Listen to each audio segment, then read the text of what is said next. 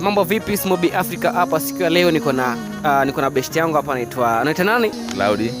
Cloudy, nataka nikufanyie interview fulani hapa tu ya mahusiano, kama utakubali. Utakubali hivi? Nakubali sana. Kifupi, una date? Niko na date. Una dem? Ninayo. Unampenda? Niko nampenda lakini aniniudhi tu. Kwa nini tena umekuudhi? Aniniudhi tu, like ushaipata dem unapenda manze lakini anakuudhi.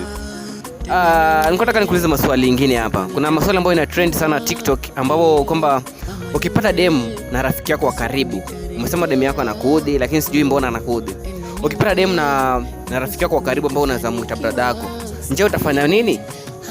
Kama mimi nitaambia tu bro, iko poa, move on. Move to on. Mimi nitaendelea tu na shughuli zangu because it's not my business. Mademu wa saa hii sio kubembelezwa bro.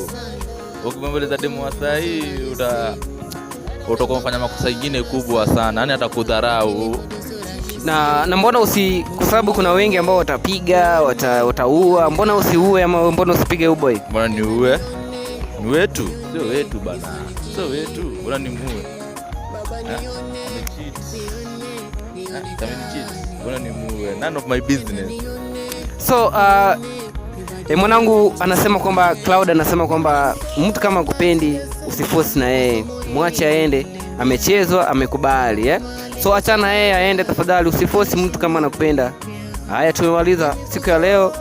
Follow me pale @Smobi Africa.